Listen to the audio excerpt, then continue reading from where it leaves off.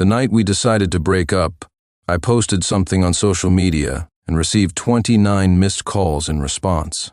I calmly turned off my phone, though, because the moment I saw my brilliant girlfriend, Victoria, let her teammate Ethan win for the 7th time during a match, I knew it was over between us. I've never been good at games like this. I can't even grasp the basics of checkers, and countless people have told me I'm not good enough for her. Every time Victoria would firmly stand up for me, saying, "I can lose to everyone else, but I will never lose to him." Later, she was accepted into the national team for further training, while I stayed in our hometown to attend college. We endured a long-distance relationship for 4 years, speaking every day, and whenever I had a break, I would visit her. Sometimes I would just stand at a distance, watching her through the fence of the training center. We never imagined we'd ever part ways, that is, until that match where she let Ethan win 7 times. That's when I knew it was time to end things. This weekend, I made a special trip back home to watch Noah's Go tournament with both of our families. The Chunlin Cup was in full swing, and aside from Noah, there were 2 other players who had made it to the top 8. After months of intense preparation and battles, the South Korean team was eliminated entirely. Noah and another Chinese player advanced to the finals. It was a best-of-3 series, and the first 2 matches ended in a tie.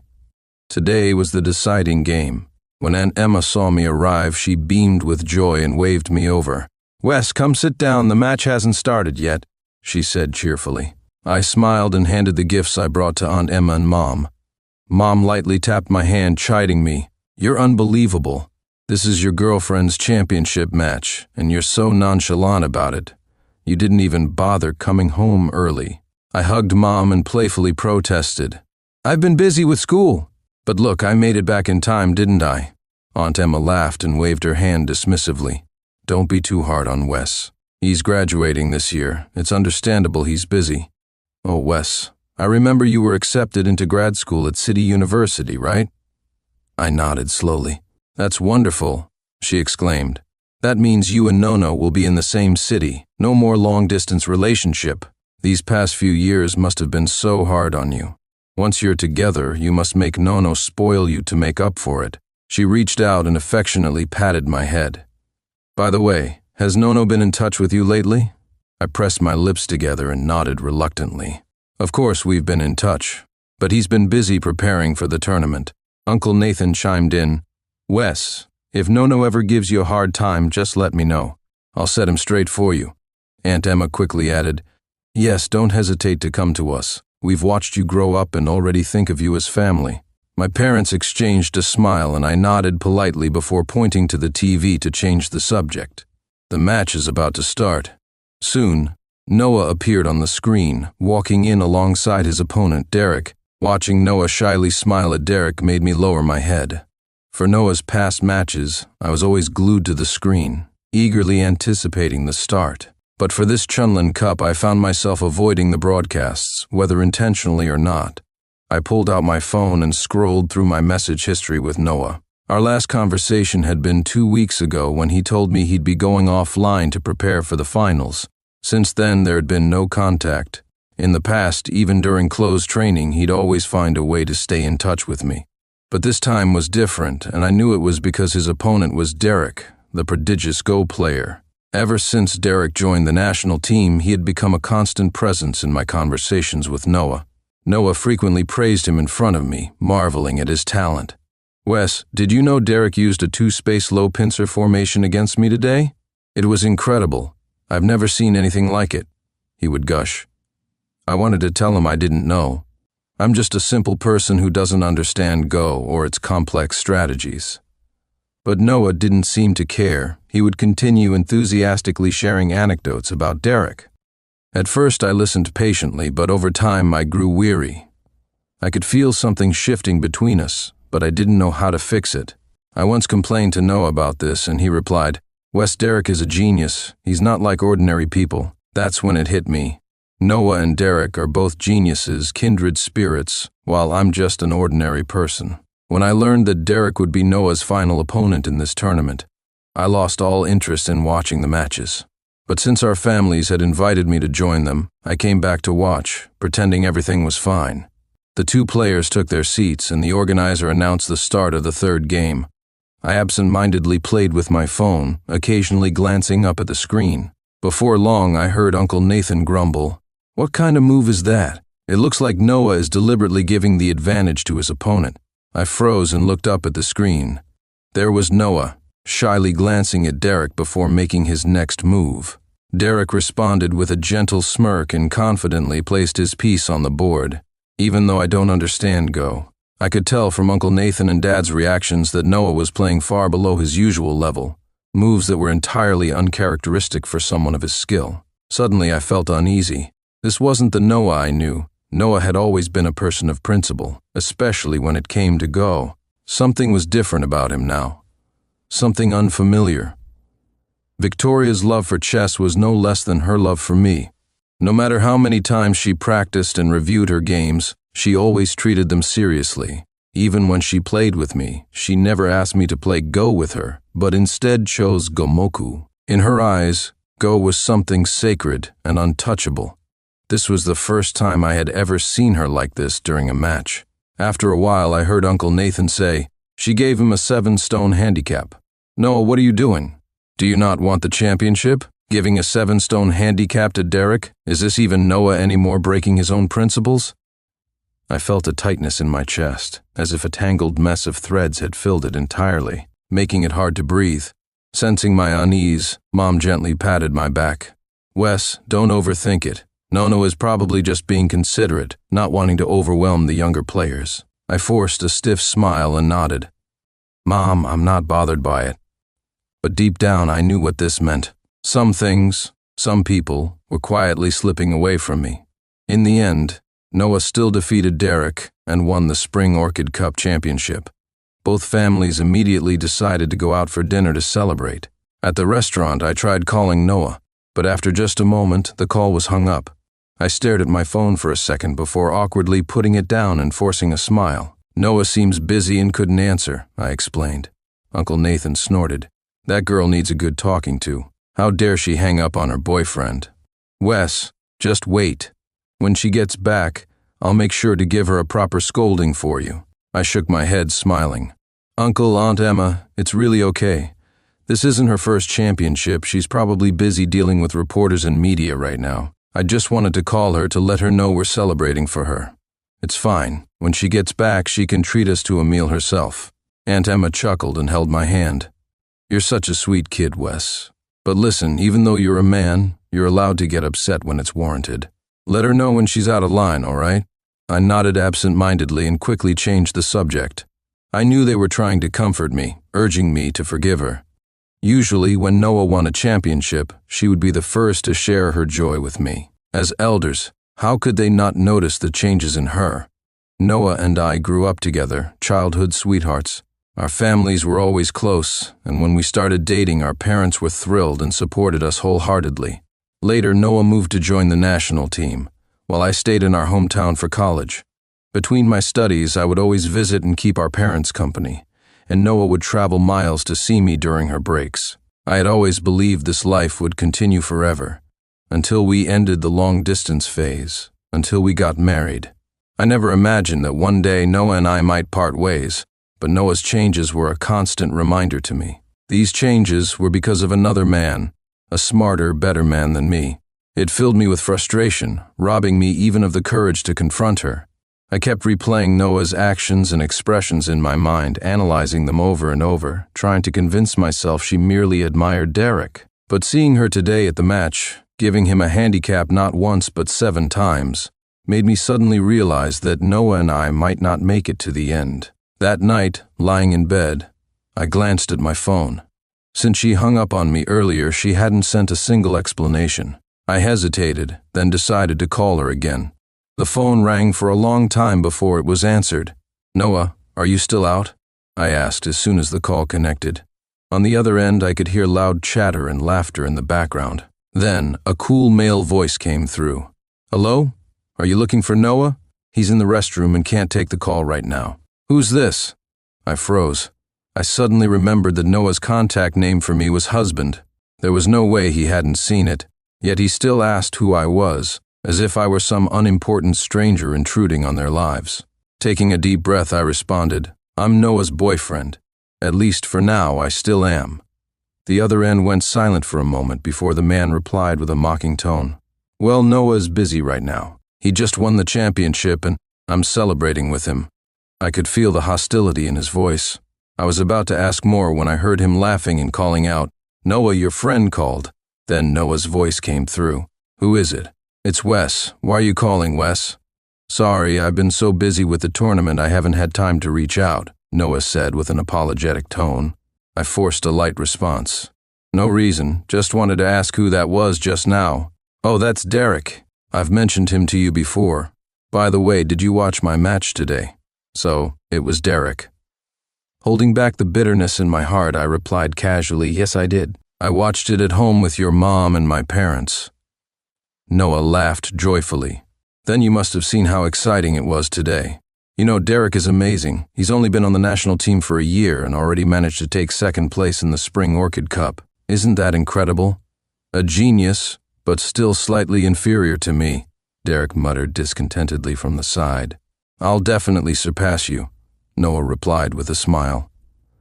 Of course, I'll let you win, Derek teased. And yet you dare to say that. You deliberately made me lose today. Do you know how frustrated I was? Or you almost drove me crazy. I wouldn't stoop that low, okay? Noah laughed softly. Fine, I'll listen to you next time. I felt a pang of annoyance and abruptly hung up the phone. Despite mentally preparing myself, the sight of Noah and Derek chatting so casually, completely ignoring me on the other end of the call, still left me feeling irritable. Once, a long time ago, Noah and I used to play chess together.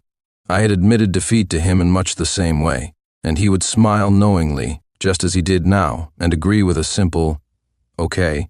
But now, the roles had shifted, and the person at the center of his world was no longer me. His words, his thoughts, all of it revolved around Derek. I pretended not to care. The next morning, I left home early without saying a word and headed back to campus. Much later that night, Noah called again, but I didn't answer. He didn't try to call back after that. It seemed he had no idea why I had hung up on him. When I arrived at school, I saw a message from him. Love, I've been a bit busy lately. I probably won't be back for a while. Could you let Dad and Mom know for me? I set his messages to Do Not Disturb, tossed my phone aside, and buried myself under the covers for a nap. When my roommate finally woke me up, it was already 8 p.m. Wesley, you're still sleeping? You've been out all day, he said, shaking me lightly. I picked up my phone, realizing it had run out of battery. By the way, Wes, why are you back at school today? Normally you'd go see your girlfriend after her competitions, wouldn't you? She seems busy, I replied curtly, not in the mood to elaborate. Sensing my disinterest, my roommate dropped the subject and gently patted my shoulder. Are you hungry? You've been sleeping all day and haven't eaten. Let's grab something good. I forced a smile and nodded. Rather than dwelling on all this nonsense, a good meal seemed like a better idea. After dinner, we returned to the dorm, and I threw myself into my thesis work. For over a week, I didn't reach out to Noah, nor did he contact me. Deep down, I knew what I should be doing, making an effort to be present in his life, rekindling our connection, instead of passively letting him drift further away. But I couldn't summon the will. I had my own life to live, my own thesis to complete, and graduation to prepare for. It was already exhausting enough trying to keep pace with someone as brilliant as him. I was tired of constantly chasing after him. Over the weekend, just as I was about to go out and unwind with my roommate, Mom called. Wesley, why haven't you come home yet? Mom, didn't I tell you I wouldn't be coming home this weekend? She hesitated on the other end of the line before asking cautiously, Didn't Noah tell you? He's coming home today. Do you have time this weekend? Come home, we're having a family dinner. I froze, unsure of how to feel. It had been 3 months since I last saw him. My first instinct was to decline, but a small part of me couldn't help but hope. All right, I'll come home soon. When I arrived, Noah was already sitting on the couch chatting with the parents. He stood up with a smile when he saw me and walked over to take my hand. Love, it was a last-minute decision to come back. I didn't have time to let you know. You're not mad, are you? I stared at him quietly. He looked just as I remembered, yet somehow he felt distant. In front of our families, I couldn't express what I was feeling, so I simply gave him a light hug. His clothes carried a faint scent of soap, different from the laundry detergent he always used. I chuckled softly and let go before he could hug me back. The parents teased us playfully for a while before taking us out to dinner. Noah held my hand with one of his while typing busily on his phone with the other. I glanced over and noticed his phone's wallpaper. It used to be a photo of the two of us, but now it was a scenic shot he had taken himself. I recognized the location immediately. It was a popular tourist spot nearby. I had always wanted to visit that place, and I dragged Noah into making detailed travel plans for it. He had promised that once I passed my exams, we'd go together. But now, it seemed he had already been there. So this was what he had been busy with? Traveling with someone else? I let out a bitter laugh and pulled my hand away. Noah noticed and turned off his phone screen, leaning closer to whisper, "What's wrong, love?" "Nothing. Just tired," I replied. Noah chuckled and nudged me gently. "Hang in there. We'll go home to rest after dinner, okay?" I nodded in silence. He didn't understand. It wasn't physical exhaustion, I was emotionally drained. During dinner, the parents kept asking Noah about his recent activities. As he spoke, he couldn't help but bring up Derek. This year, our team got a new prodigy, a young chess player who's incredibly talented. He's amazing. That's the same guy I competed against in the Spring Chess Cup. He's younger than me, but his skills are already on par with mine. Derek's not like other guys, he has so many great qualities. Noah praised Derek endlessly, oblivious to the growing discomfort on our parents' faces. Finally, Uncle Nathan slammed his chopsticks down on the table. "That's enough, Noah. How can you sit here and praise another man so much in front of Wesley? How could Wes feel? Wes is your boyfriend." Aunt Emma gently took my hand, her voice filled with concern. "Wes, don't be upset. It's Nono's fault. Please don't hold it against him, okay? No matter what, you'll always be my son-in-law." I smiled faintly, shook my head, and softly pushed Aunt Emma's hand away. "It's okay, Aunt Emma. I'm used to it." I had heard these words countless times before. They no longer stirred any emotion in me. Dinner ended on a sour note. Noah stayed behind with Uncle Nathan and Aunt Emma, saying that the two of us should have a proper talk. A talk. But at that moment I felt there was no need for one anymore. Before coming here, I'd held on to a sliver of hope. I thought that perhaps seeing him in person would clear my doubts, that I'd realize it was all in my head, and that there was nothing between him and Derry. I thought this might be a chance to talk to him openly, to share my thoughts about him and Derek, but now I found it unnecessary. The answer I was searching for had become increasingly clear, shattering the last remnants of hope I'd clung to. I was about to speak when I saw Noah pull out a small jewelry box from his pocket and open it in front of me. "Wes, I'm sorry. I know I've been too busy lately and haven't spent enough time with you, which has upset you. Please forgive me, okay?" So, he did know I'd been upset. I lowered my gaze slightly and glanced at the earrings in the box, classic clover-shaped ones from Van Cleef and Arpels. Their signature design is in red, but the pair Noah gifted me was green. "This was picked out with Derry's help. Do you like it?" he asked. "I thought you'd love something like this. I wanted to come back to you sooner, but Derek said you were probably still angry with me and suggested I wait for you to cool down before I tried to make it up to you." The words I wanted to ask lodged in my throat, leaving me frustrated. Initially, I'd come here hoping we could part on good terms, but now all I wanted to do was throw the earrings to the ground, and so I did. "Noah," I began, 9 out of 10 sentences from you are about Derek. Where does that leave me? You listen to everything he says, follow all his advice. Do not think for yourself. Giving me green earrings, was this meant to mock me? To tell me I've been made a fool of? If you think he's so much better than me, so different from other guys, then go to him." Noah frowned, his face flashing with an emotion I'd never seen before, stinginess. "Wesley, can you stop being so unreasonable for once? There's nothing between me and Derry.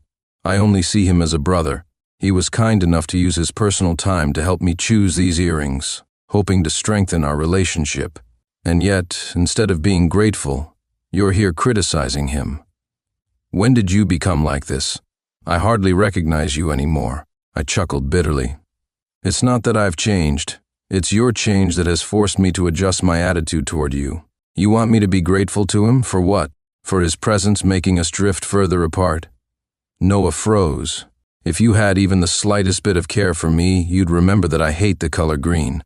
Noah tried to defend himself, but his words were cut off by an unexpected sound, a ringtone, one I'd never heard him use before. It was Derek's custom ringtone. When Noah saw the caller ID, he didn't hesitate for a second to answer. His voice softened in a way he didn't even seem to notice. "Derry, what's wrong?" Okay, don't worry. I'll come right back to you." He hung up hurriedly, looking flustered.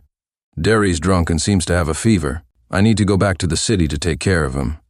Can you explain to my parents for me?"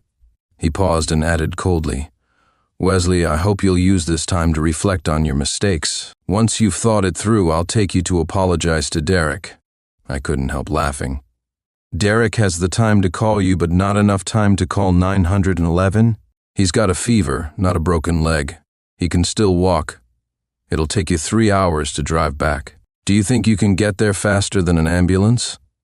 Noah's brows furrowed tightly, his eyes revealing an unfamiliar disdain I'd never seen from him before.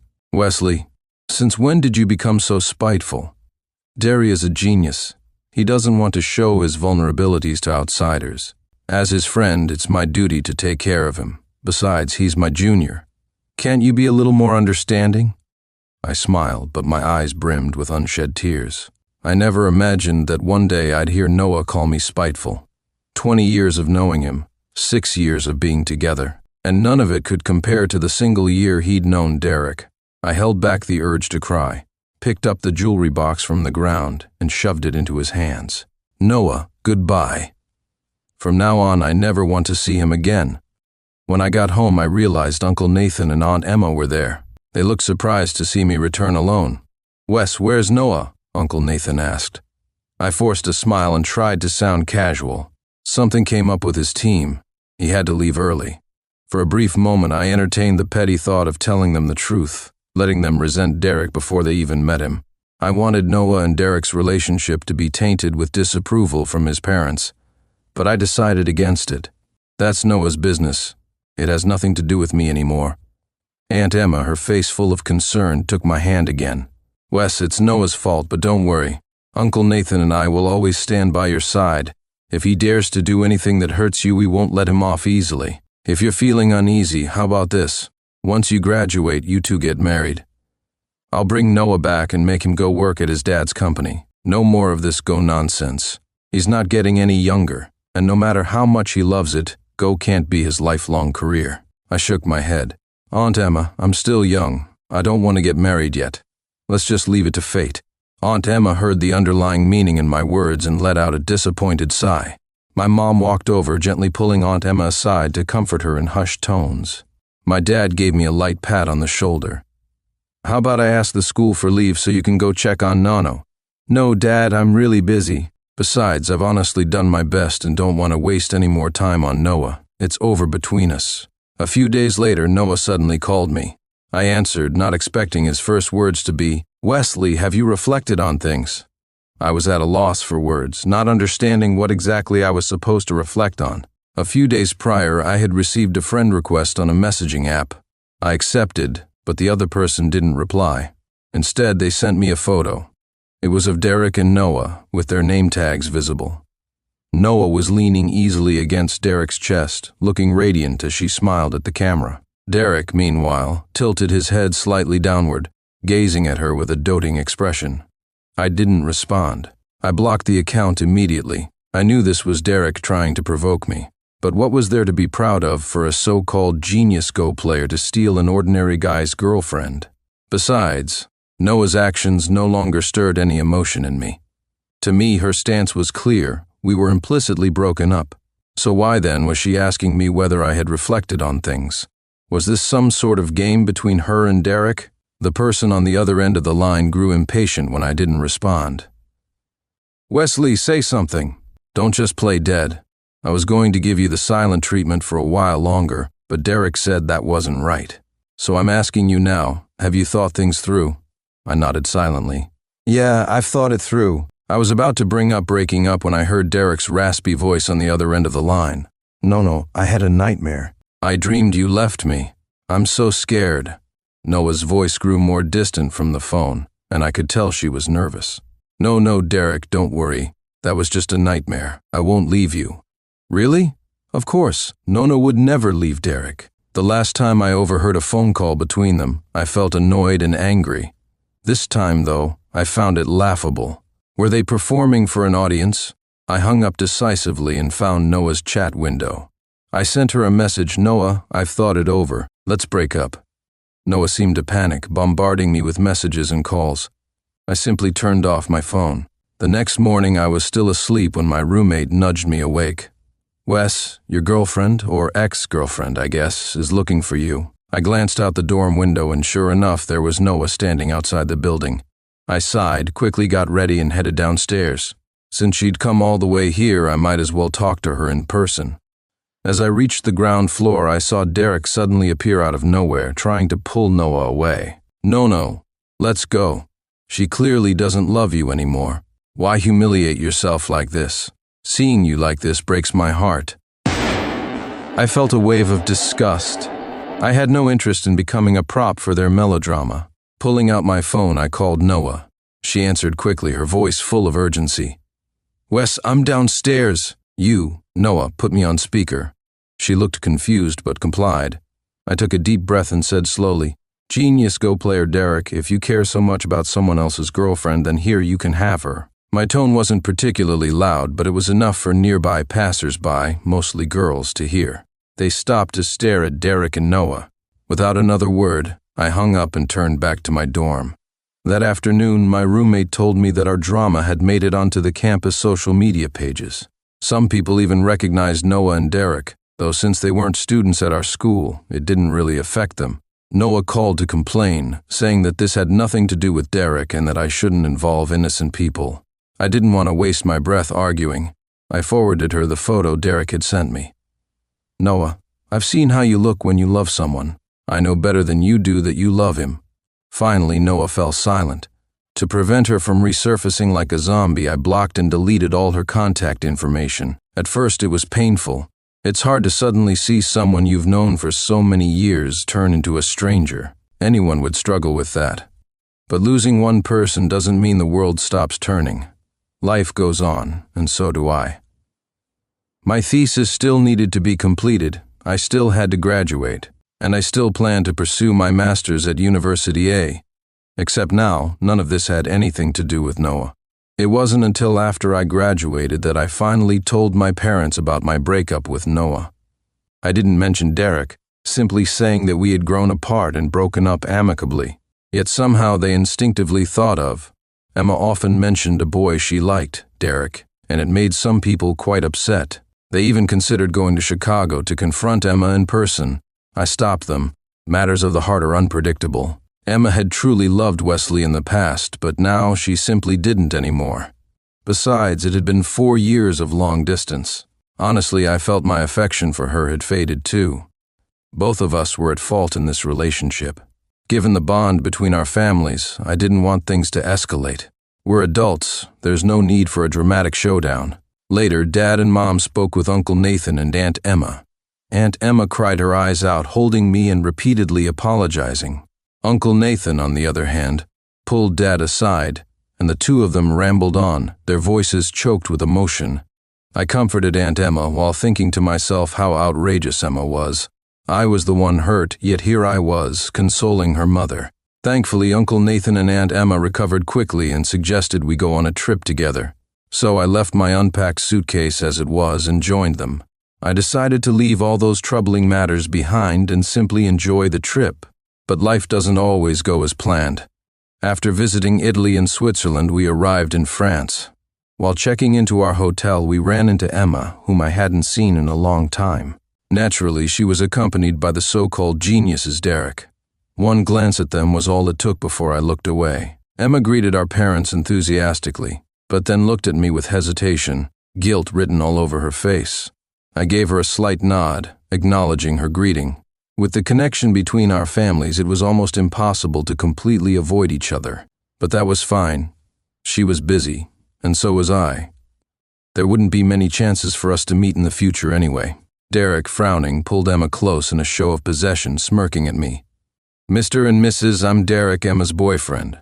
Uncle Nathan and Aunt Emma responded with cold scoffs, turning away to focus on me instead. Wes, did you get the check-in sorted? If not, let's just switch hotels. Staying here is too aggravating. I smiled, handing them their room keys. This hotel is great, spacious, and everything's already taken care of. Perhaps Derek wasn't used to being ignored like this. His face turned red with anger as he pushed Emma aside. Emma, this is too much. You're letting your ex-boyfriend bully me. He stormed out of the hotel, leaving Emma flustered. Without even saying goodbye to her parents, she ran after him. I couldn't help but laugh. So this was the genius boy Emma had raved about? He didn't seem all that different from everyone else. Later, Emma insisted on having dinner together, her parents, my parents, and me. I couldn't help but suspect this was Derek's idea, just a ploy to flaunt their relationship in front of me. Uncle Nathan didn't even hesitate. Why eat with that brat? All she does is waste her prize money to goof around. Just looking at her makes me furious. Aunt Emma, however, pulled me aside and started discussing dinner plans. Let's just eat with them. She won a championship and hasn't treated us yet. It's a good chance to make her pay for a nice meal. When we arrived at the restaurant, Emma and Derek were already waiting. Derek shot me a glare before putting on a bright smile, walking over to Aunt Emma. Ma'am, I picked this restaurant for its great reviews and lovely ambiance. Please have a seat. Aunt Emma coldly brushed him off, linking arms with me instead. Wes, I'll sit next to you. Without giving me time to react, the four of them arranged themselves around me like bodyguards, as if ready to confront Emma and Derek. I chuckled to myself. I never thought the scenario I once imagined would actually come true. Uncle Nathan and Aunt Emma had a natural dislike for Derek, but more than that, they touched my heart. Emma was their biological daughter, yet they didn't blindly defend her. Instead, they treated me like their own son, standing by me against her. I gently squeezed Aunt Emma's hand in gratitude. Emma's face flushed with embarrassment as she coaxed Derek back to his seat. Throughout dinner, Emma and Derek kept trying to engage us in conversation, but my parents ignored them entirely. Uncle Nathan and Aunt Emma, on the other hand, made sarcastic remarks, embodying the stereotypical difficult in-laws. The evening ended with Derek storming out, his face dark with anger. I couldn't say how Emma and Derek felt after that, but the four of them were in excellent spirits.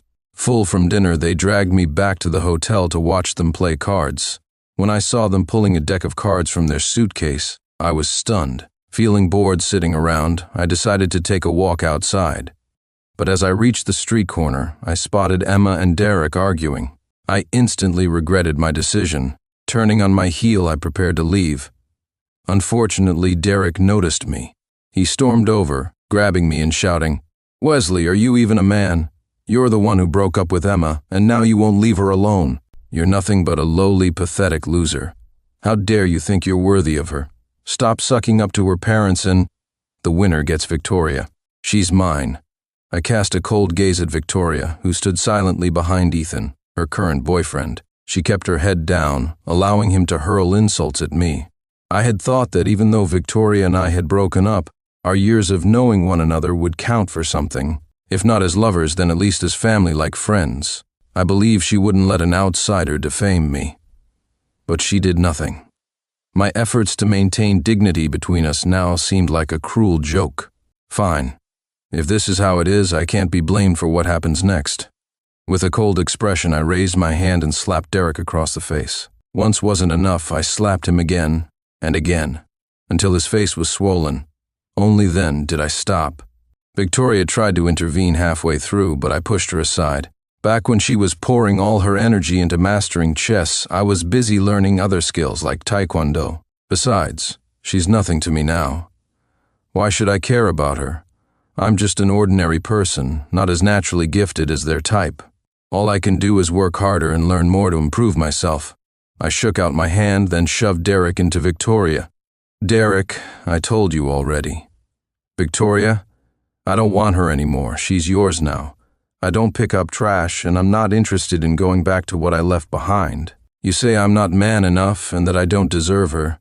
But how noble are you, really? Even geniuses have their moments of mediocrity. How long can your glow last?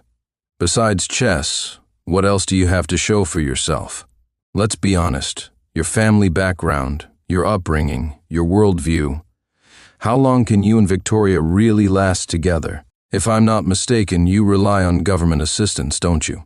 I slowly lifted my gaze to meet Victoria's, a smirk tugging at the corners of my mouth. Victoria, you disgust me. Bringing your current boyfriend to the honeymoon spot you and your ex agreed on. Are you trying to make me sick or him? You can't let go of your feelings for me, yet you claim to love Derek. Victoria, this isn't fair to anyone. After that day, I didn't see Victoria or Derek again.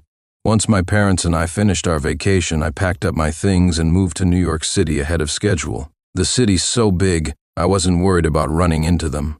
The next time I saw Victoria was during the New Year holidays. I had gone home early to spend time with both families. To my surprise, Victoria had returned too, alone.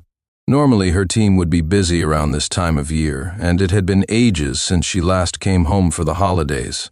She had changed a lot from the girl I remembered. The proud, headstrong aura of a chess prodigy had softened, and she seemed more grounded. I gave her a brief nod as a greeting, but didn't engage further, instead heading off to help prepare the New Year's Eve dinner. During the meal, I chatted warmly with my parents and hers, leaving her entirely out of the conversation. Even her own parents weren't keen on interacting with her, so I had nothing to say either. After dinner, I planned to retreat to my room and play on my computer, but Victoria stopped me. She didn't say anything right away, just stood there gazing at me.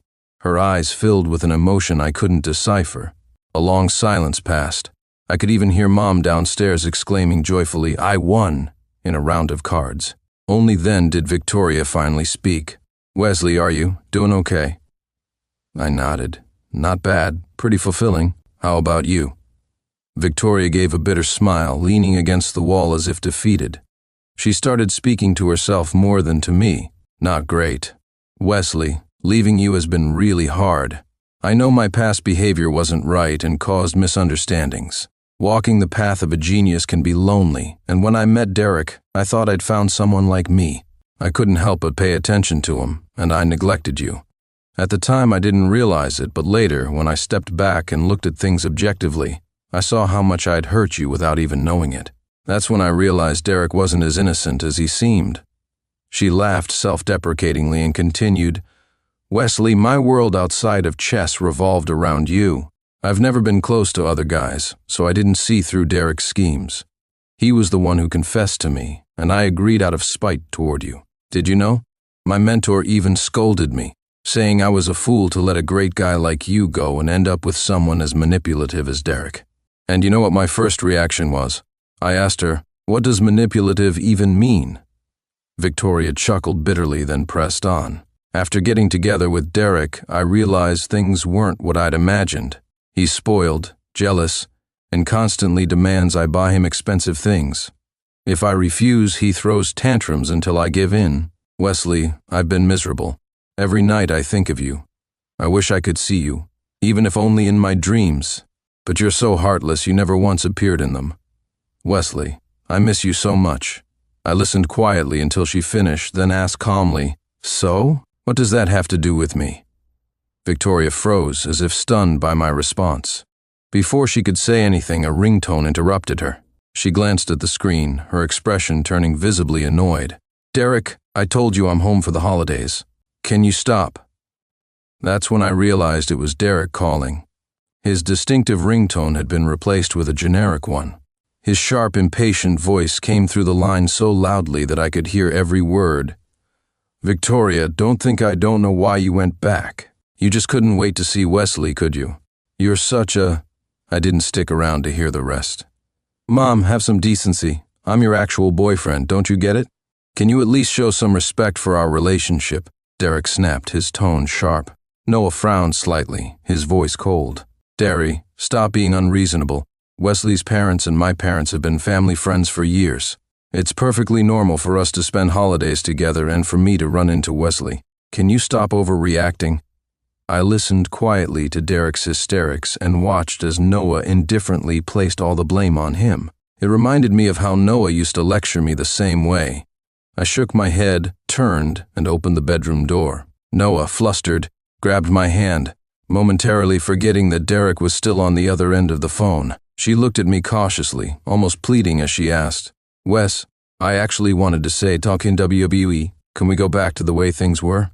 I raised an eyebrow, took her phone, and ended Derek's call. "No, Noah, you know me.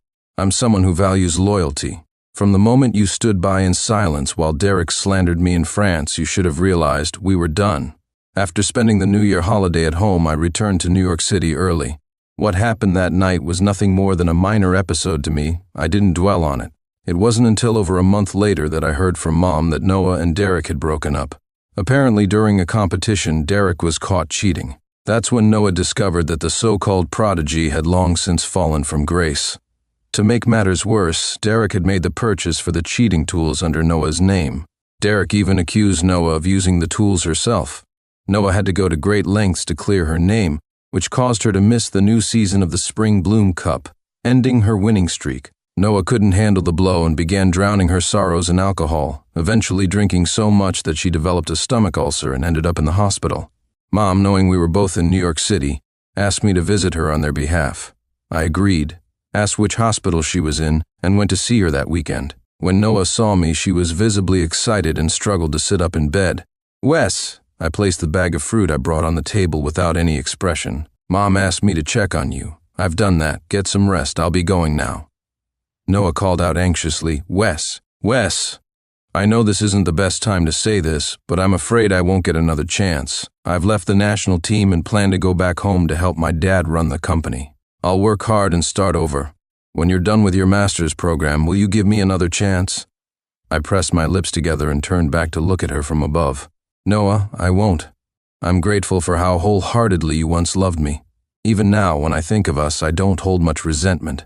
18-year-old Wesley truly loved 18-year-old Noah. But 24-year-old Wesley will never love 24-year-old Noah." I glanced at her swollen hand and, out of kindness, pressed the call button for the nurse before leaving. I'm someone who values loyalty and decisiveness. I despise people who waver in love. And besides, what's lost is lost. Life is about moving forward, not looking back.